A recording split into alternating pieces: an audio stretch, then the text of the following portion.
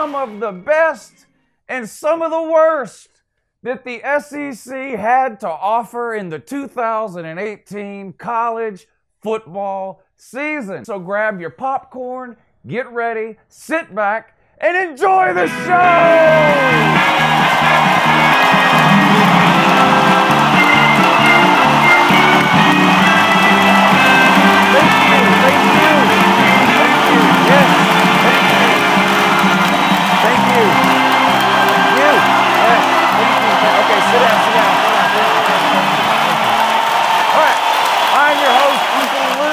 Welcome to the 2018 SEC Superlative Awards video. Who's ready to give away some awards? I am. We're going to get right to it here in just a second. Now, before we give the awards away, this may end up being part one of part two. All right, we got a few awards to give away today. I may think of a few other to do for a part two next week. If you guys, after you watch this video, if you have any suggestions for some other superlative awards that we should give away for the 2018 season, let me know in the comments of this video. If you have suggestions for the award and who should win the award, you can let me know. No guarantee I'll agree on the same winner that you pick, but nevertheless, you can let me know. I'll take all your suggestions into account too. All right, up first, 2018 SEC Superlative Award for Most Embarrassing Loss. I've got all the nominees and the winner in this top secret notebook here. Now, these results have been tallied and audited to the fullest extent and are 100% accurate. The auditing was done by the good people over at YouTube CPA. So these results are accurate, don't worry. Third place, most embarrassing loss. Florida Gators lose to the Kentucky Wildcats at home for the first time in 31 years. Now, I know Kentucky was a pretty good team this year. That's not the point. You bring Dan Mullen in. He's a Florida man. We all know that. What's the first thing he does? Well, he goes out and becomes the first Florida head coach since the mid-'80s to lose to Kentucky. Congratulations, Dan Mullen. Only took Dan Mullen 2 games at Florida to do what hadn't been done in 31 years. Like I said, Kentucky ended up being a pretty good team. Nevertheless, this is an embarrassing loss at home to Kentucky when they haven't beat you since the mid-'80s. Congratulations on your third place finish. Number two, the runner-up this year for the most embarrassing loss in the SEC goes to the Arkansas Razorbacks of 40. Did I say Razorbacks? Might need to change their name to the Razorbacks, to be honest. Arkansas with a 44-17 beatdown at home by North Texas. This was close between number 2 and number 1, not going to lie. Congratulations, Arkansas. You were very, very close. And let's be real, if you guys watched Arkansas play this year, there's a very good chance Arkansas could outright win this award next year. So don't hang your head low, Razorback. There's always next year. You could very well win this award. But there can only be one winner, and the winner of this year's 2018 UNCLELOU SEC Superlative Award for the most embarrassing loss goes to, drum roll please, drum roll! Thank you. The Auburn Tigers!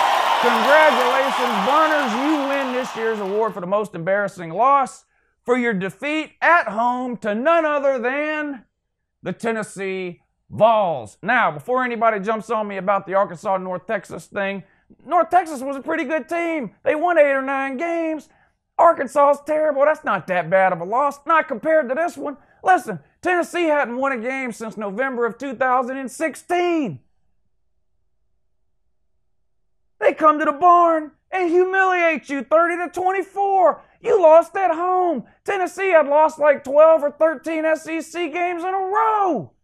This is embarrassing. Auburn, there's no defending this. Congratulations, though. You're the winner of the most embarrassing loss award. All right, up next, 2018 UNCLELOU SEC Superlative Awards. We're going to give out the award for most underachieving team. Whee! Lots of candidates here. Okay? There can only be one winner. Was it Arkansas at 2-10? No. There was no expectations for Arkansas. New head coach, totally new offensive style and system. You weren't good to start with. Everyone knew this was going to be a rough year. Is 2-10 worse than you thought it was going to be? Yeah, but still not the most underachieving team. Was it Auburn at 8-5? Same Auburn that beat Georgia and Alabama to end the 2017 regular season. Of course, got humiliated and smoked in the SEC title game and then lost to Central Florida in the bowl game. But nevertheless, they gave Gus Malzahn a raise up to $50 million at $7 million a year. Had to be expecting big things from that clown heading into this season. Didn't really pan out for you at 8-5. You got road graded by Georgia and Alabama, several other teams also, and we already mentioned the Tennessee game, but not quite the most underachieving team in America. But you guys gave it a good effort. Congratulations. Was it Georgia? Georgia finished 11-3, did not make a return trip to the playoffs, did not repeat as SEC champions. Did Georgia underachieve this year? Well, what was Georgia picked to do in the preseason? Most people had them going 10-2 in the regular season, winning the East and losing the SEC championship game. They actually went 11-1 in the regular season. They did lose the SEC championship game, and they did not make the playoffs. I do think Georgia's season was a disappointment, particularly the way it ended in the Sugar Bowl. But not the most underachieving. Come on, 11-3. Come on. Was it Mississippi State at 8-5? No. Now, Mississippi State did have a couple of losses that left you scratching your head this year. Preseason, they were picked to beat Florida. They were picked to beat Kentucky. Obviously, those didn't go Mississippi State's way. But still, they got to 8 wins, and we're talking about Mississippi State here. Did they underachieve? Maybe by a game or two, but not the most underachieving team this year. Was it Ole Miss at 5-7? Who? Ole Miss? I know, we forgot they had a team. No, it wasn't Ole Miss. No one cares about Ole Miss, let's be real. They're on probation. They don't even matter. They're irrelevant. They barely mattered before they went on probation. It'll be 10 years before anybody cares about them again. Let's just be real. They really shouldn't even have qualified for any awards, but nevertheless, they were 5-7. Hats off to the Rebels. None of those teams were the most underachieving, though. The winner of this award goes to a team whose fan base talked for the entire offseason about winning the SEC East. Now, that was a little bit potato, I will admit, but even the media and some of these talking heads on TV had this team picked to finish second in the East and win 9, possibly 10 games in the regular season.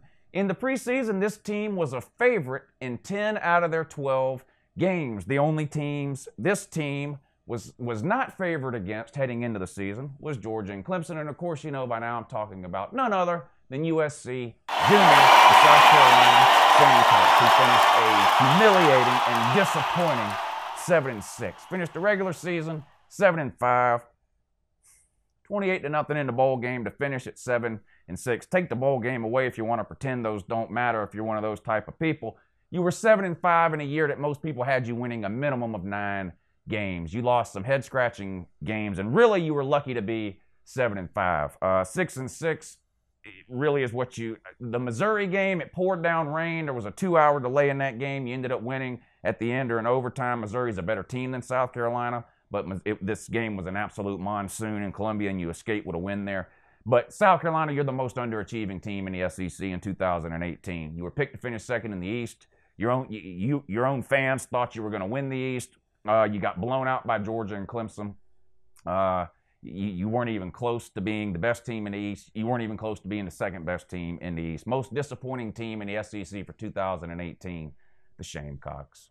All right, 2 down, 3 awards to go. Toughest player in the SEC 2018. If you've been paying attention and watching Uncle Lou videos every day like you're supposed to, then you already know who the winner of this award is going to be. This player got absolutely dominated physically in almost every single game he played this year. I haven't seen a guy get beat up this bad over the course of an entire season, maybe ever, but in a long, long time.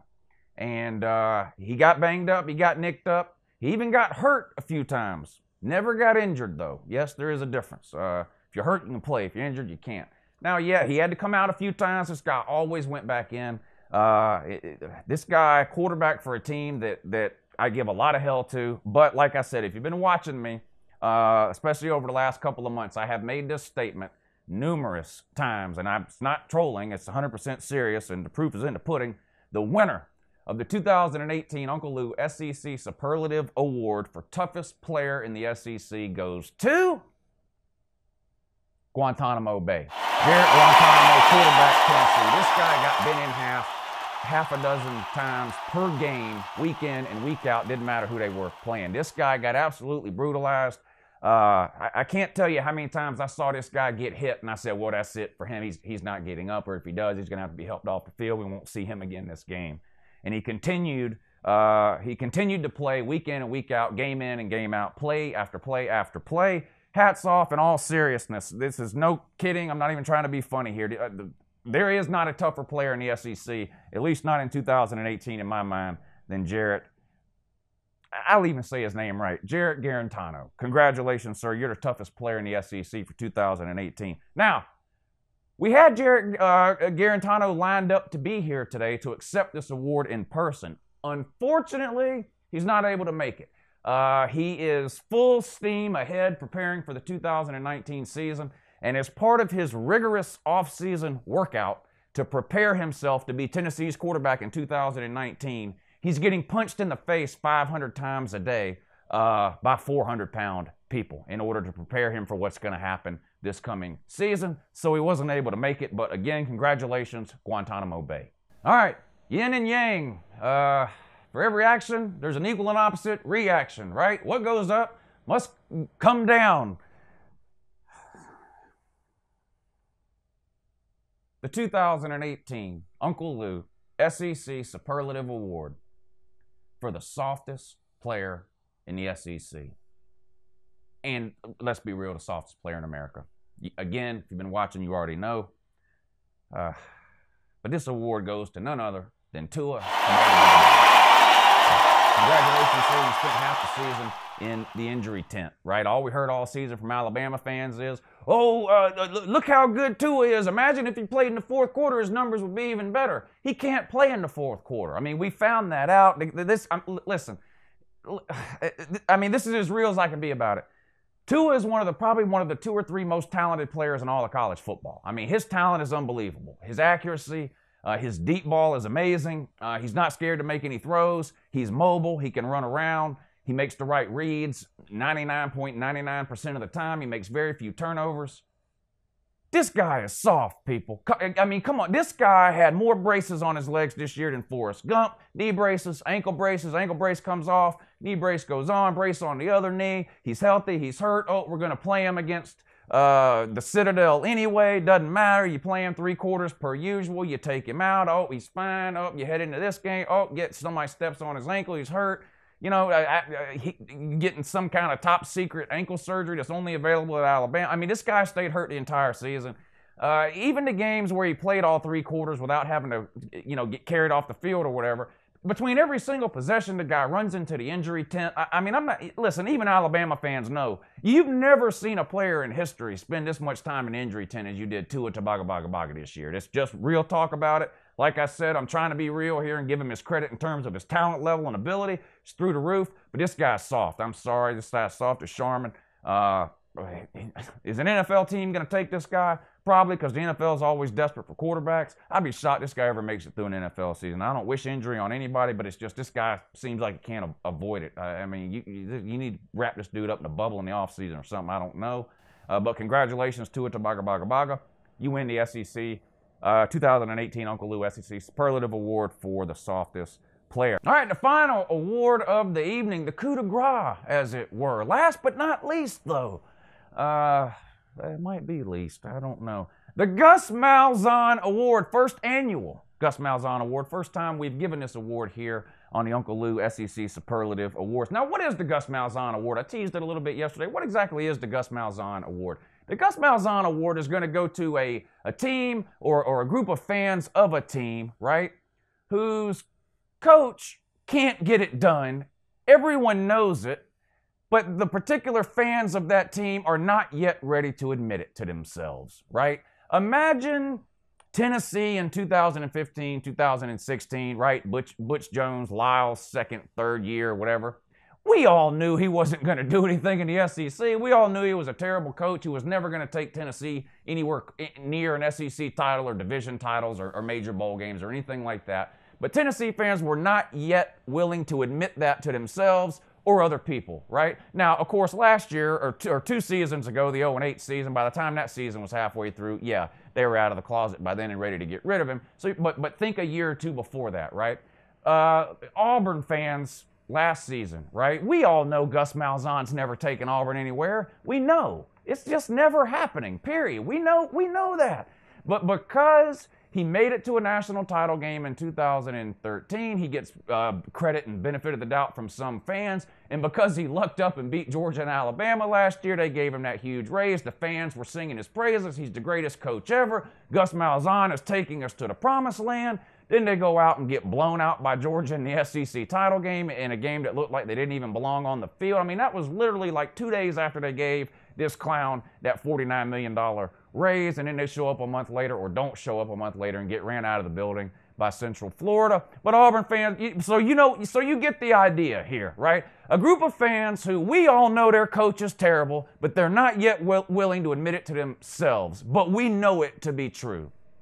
2 nominees this year for the Malzahn Award. Up first, Jerome Pruett. Now, he didn't win, and to be honest, he didn't even come close to winning, okay? But I wanted to do 2. He's terrible. He won 5 games. He's never going to win the East or the SEC. We all know that. But I don't think it's realistic right now to even expect Tennessee fans to believe that, right? Because this was just his first year. So, of course, they're excited and buying in and all that. And I don't blame them for that either. Every fan base does that when a coaching change is made. So I don't even blame Tennessee fans. I mean, you got to wait at least another year or 2 before you expect Tennessee fans to start waking up. Not going to happen right now, no matter what. But the winner of this award been a coach a lot more than 1 year. The winner of the 2018 Gus Malzahn Award goes to none other than the head coach of the Florida Gators, Dan Mullen. Congratulations, sir. You are a winner, at least when it comes to this award, though. And look, I know everybody's thinking, well, why does Jerome Pruett get the pass, but Dan Mullen doesn't get a pass? This was both their first year at the team. Well, this is Jerome Pruett's first year ever as a head coach. That makes a difference.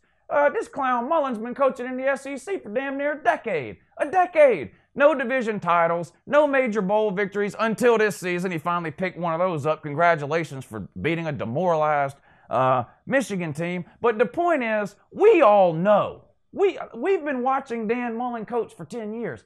Look at me. Look, not Florida fans. I'll get to you in a second. Everyone else in the SEC, look at me. South Carolina fans, Bama fans, Tennessee fans, Jared, the only Vandy fan. Look at Uncle Lou. Just look at me. We know Dan Mullen ain't winning nothing in the SEC. Come on. This guy's been around 10 years. Listen, there's a reason Dan Mullen has the worst record against ranked teams in the AP poll history. Not worse than the SEC, not worse than the West, not worse since 1990, not worse since 2010. Worst in history. There's a reason. There's a reason Dan Mullen went out and lost to Kentucky his first year at Florida, right? There's a 10 years you can't win a division. 10 years. In Florida, you're just not even that close. And you may be the second best team in the East next year. Still doesn't mean you're close. It just doesn't.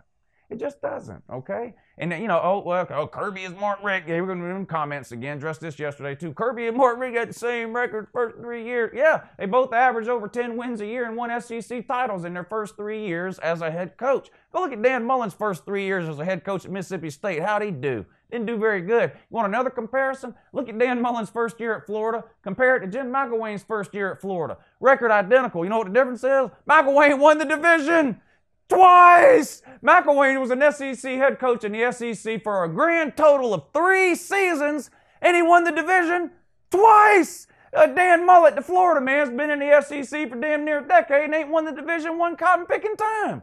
And ain't gonna. And we know that. Florida fan, you're the only one that doesn't. Hats off to you, sir. You win the 2018 Uncle Lou SEC Superlative Award, the Gus Malzahn Award.